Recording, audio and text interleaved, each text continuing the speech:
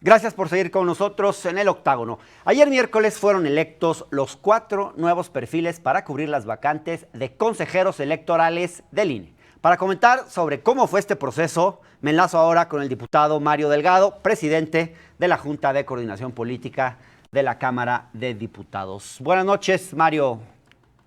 Gracias por Hola tomar Hernán, la ¿cómo llamada. estás? No, al Mario, contrario, gracias pues por la invitación. Mario, creo que hay un consenso generalizado de que esta fue una buena operación política, pero no hay que olvidar que no fue algo fácil. Hubo un frente interno que dificultó la generación de este consenso y luego está el frente externo, pues. Y por frente interno, pues me refiero a la propia coalición gobernante, que hubo un sector que se dividió, llamaba a reponer el procedimiento. ¿Por qué no a mí me gustaría que nos trataras de explicar, Mario, cómo se logró este consenso, empezando por el frente interno, porque generó mucha preocupación? Bueno, primero, Hernán, partimos de un proceso que tenía que ser diferente a lo que se había hecho en los últimos años, porque Claro. si no íbamos a reproducir los vicios del pasado, donde el reparto de cuotas entre amigos, entre incondicionales de partidos, pues llevaron a lo que todos conocemos, a las historias de fraudes electorales. Prevalecen los intereses de los partidos en lugar del interés general de la población en favor de la democracia. No se persiguió nunca de manera efectiva la compra de votos. No se fiscalizó debidamente muchos flujos de recursos en campañas electorales ilícitos. Entonces, bueno, si queremos realmente una democracia, tiene que haber un árbitro neutral. Entonces teníamos que renunciar a lo que se hizo en el pasado y abrir un proceso a la ciudadanía para buscar gente íntegra, honesta, que trabaje apegada a la ley y que no responda a un interés particular, sino al interés de nuestra democracia. Además, no Claro. podíamos hacer otra cosa, porque representamos los de Morena, la lucha democrática de millones de mexicanos durante muchos años. Entonces teníamos que ser diferente. Por eso armamos un proceso transparente con un comité técnico, con gente de reconocido prestigio, que elaboró con absoluta independencia, filtrando los perfiles. Y llegó el momento de la definición con los 20 finalistas. Y era una definición más que de personas, Hernán, era de nosotros mismos. Realmente le entrábamos al juego democrático o no. Y ahí fue muy difícil la negociación, porque no tenía que ver con qué perfil se sentía más de qué partido, sino cuál nos daba más confianza. Entonces fue un ir y venir muy complicado, pero finalmente llegamos a estas 4 personas, 2 hombres, 2 mujeres, que generaron la confianza, sorprendentemente, de todos los partidos. Y yo creo que eso genera una buena noticia para el país. Vamos al proceso electoral del 21, el más grande de la historia, y sí esperamos que estos ciudadanos generen una dinámica nueva al interior del Consejo General del INE, porque no van representando a una fuerza política. Su Claro, compromiso Mario. es con el pueblo de México. Desde luego, Mario, pero aquí hubo alguien que intentó poner palos en la rueda. Y fue muy claro el nefasto papel, por ejemplo, que jugó John Ackerman,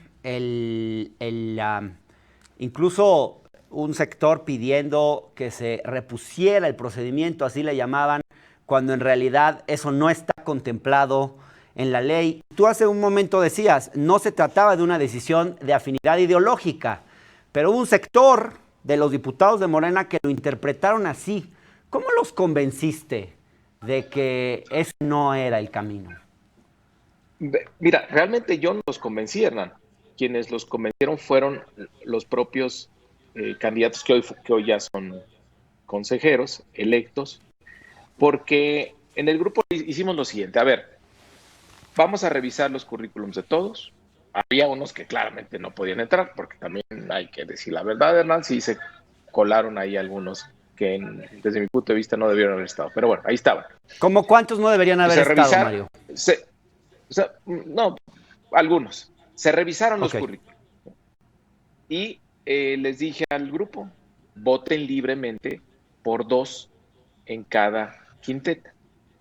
Se juntó esa votación y al otro día los invitamos a una entrevista por Zoom. Dijimos, vamos a ver si dan el ancho, vamos a ver si nos convence. Y los entrevistamos en un ejercicio buenísimo, Hernán, por Zoom, porque ahora no se puede hacer de otra manera. Pero yo te diría, casi estuvo al alcance del público. Para conocernos un poquito más, por ejemplo, les preguntamos a quién admiran en la lucha democrática. Eso te dice un poco de la historia de la persona.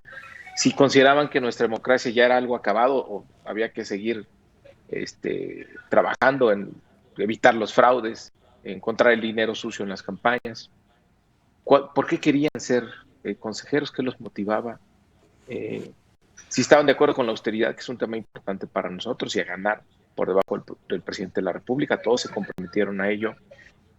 Entonces, eso nos dio información y ahí los compañeros dijeron, sí hay, te doy. O sea, no es que, como por ahí algunos decían, que era un proceso secuestrado por el PRIAN, no, de ninguna manera había de todo. Y sí había personas en las que podíamos confiar. Y bueno, a partir de ahí, pues yo tenía ya una serie de nombres que podían transitar para nuestro grupo. Y empezó la negociación con los otros, primero con nuestros aliados, después con los otros grupos parlamentarios, y nos convencimos de que, pues no era de que yo uno y tú dos y uno, porque todos caíamos otra vez en la trampa de las cuotas. Teníamos que ganar todos, y estos consejos no son de nadie. Queremos que se comprometan con el pueblo de México, que no representen a ningún partido en especial, y eso se lo dijimos, Hernán. Ayer el ejercicio final fue que llegamos a estos 4, los pusimos en el Zoom, en la Junta de Coordinación Política, y les dimos el mensaje. Los vamos a proponer y de resultar electos, pues no se lo van a deber a alguna fuerza, se lo van a deber al pueblo de México, ¿no? Y en particular, yo en mi discurso señalé que esas sillas, esas 4 sillas del Consejo General de INE, ahora ocupadas por ciudadanos independientes, es producto de la larga lucha democrática, del esfuerzo de millones de mexicanos, que ahora expresada a través de la mayoría parlamentaria de Morena, abre esa posibilidad de que nuevamente regresen ciudadanos para tener un árbitro imparcial. Desde luego es una decisión de mucha trascendencia. Mario, cambiando un poco el tema, ayer el presidente en la mañanera pareciera que hubo un pequeño reclamo que les hizo a los dos coordinadores parlamentarios, porque el periodo extraordinario de sesiones solo contemplaba la elección de los consejeros del INE. ¿Hasta este momento esto sigue así o están planteando discutir otros temas? Mira, Hernán, tiene razón en estar molesto el presidente de la República. ¿Por qué? Tú sabes que para convocar un periodo extraordinario y los temas que se abordan en el mismo tienen que ser aprobados por 2/3 partes en la comisión permanente. Y ahí no tenemos los votos. Nuestro bloque no tiene los votos necesarios, nos falta un voto. Por lo tanto, tenemos que acordar con la oposición los temas en los periodos extraordinarios. Y no hemos logrado convencerlos de la urgente necesidad de modificar la ley de adquisiciones. ¿Para qué?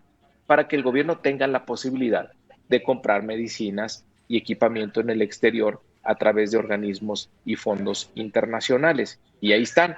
No nos dejan, simplemente tienen atorado ese tema. Lo mismo que fideicomisos. Es una estrategia de combate a la corrupción. Y además, en esta época, pues de recoger recursos que están ahí parados, pues hace falta el dinero, evidentemente, en estos momentos. Sin embargo, Mario, no, ahí es el un bloque reclamo, de contención no nos deja.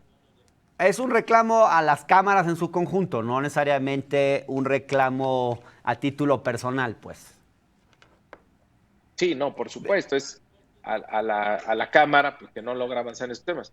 Por supuesto que el presidente sabe cómo están los equilibrios y qué necesitamos para avanzar. Desde luego. Bueno, y sabe que la mayoría de Morena, tanto en diputados como en senadores, pues siempre priorizamos la agenda de la transformación. Claro, Mario, se presentó ayer una iniciativa al sistema de pensiones. Tú conoces bien este tema Por eso quisiera preguntarte, ¿en qué se van a beneficiar los trabajadores con esta nueva reforma? Es una reforma histórica, Hernán, muy importante. ¿Por qué? La reforma del 97 elimina el sistema de pensiones solidarios. Es decir, los trabajadores tenían garantizada una pensión a su retiro.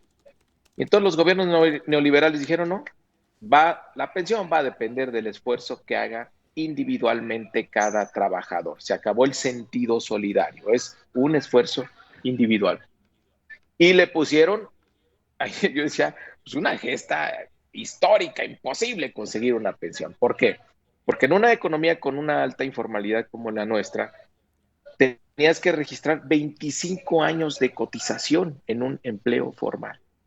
Una Y enormidad. si bien te iba, bien, ¿no? Solo el 30% se iba a alcanzar a pensionar. Y de ese 30%, menos de la mitad el 60% iba a tener menos de un salario mínimo. Ese es el sistema de pensiones actual. No es un sistema que genera pensionados, genera desamparados. Entonces, ¿qué hace el gobierno junto con el sector empresarial y los trabajadores organizados? Hay que reconocer el empuje que hizo Carlos Salazar en esta iniciativa y el secretario de Hacienda. Pues reconocer una realidad, ¿verdad? Pues tenían que poner una cuota mayor. La cuota de los empresarios es 5%. Y esto se bajó en la reforma del 97, según esto, porque iba a estimular el empleo. Pues eso no fue cierto. Entonces se va hasta casi 15% la contribución del empresario. Es el cambio mayor, no se afecta a los trabajadores, ellos no van a aportar más, y también se reconoce una realidad. Se bajan los años de cotización de 25 a 15, porque si no, nadie se iba a pensionar. El sistema de pensiones que no genera pensionados. Entonces, más trabajadores podrán acceder a una pensión garantizada. Y una Claro, cosa Mario. que es lo que puede, Hernán, por último, lo que va a Sí. ayudar realmente a este sistema de afores, ¿no? Que es muy inapropiado, por decirlo menos, para un país como el nuestro, para una economía como la nuestra, es la introducción de la pensión de adulto mayor obligatoria como derecho y también Claro. una política salarial que ya empieza a recuperar el poder adquisitivo del salario mínimo y la política permanente del gobierno de que bajen las comisiones de las afores. Desde luego es un conjunto de cosas, no es una reforma aislada. Pero a ver, Mario, ¿esto le da una solución de largo plazo? ¿Es financieramente sustentable o va a haber que estar revisando esto varias veces? Porque otro de los temas que se ha mencionado en los medios es el hecho de que no se está reduciendo la edad para jubilarse, que es la tendencia internacional, aumentar la edad para jubilarse. ¿Va a ser necesaria otra reforma en algunos años? Mira, yo creo que es insuficiente porque es un sistema muy perverso, muy injusto, y yo diría va a depender fundamentalmente de la recuperación del salario real. Si se empieza a recuperar el salario, si se mantiene esta política que tiene el gobierno actual, donde en menos de 2 años se ha recuperado el 30% en términos reales el salario, sí podríamos pensar que pudiera ser suficiente. Va a depender de eso, de que sigan bajando las comisiones y que siga habiendo incentivos para la formalidad. Si estas tres cosas ocurren, en el mediano plazo podría haber una mejora significativa en la pensión de los trabajadores, tal vez todavía no suficiente, pero en las condiciones que estamos, es una reforma muy importante porque casi triplica la aportación del patrón. Claro, muy importante. Mario, seguimos con un esquema mixto, donde hay, según entiendo, hay un funcionamiento público y privado.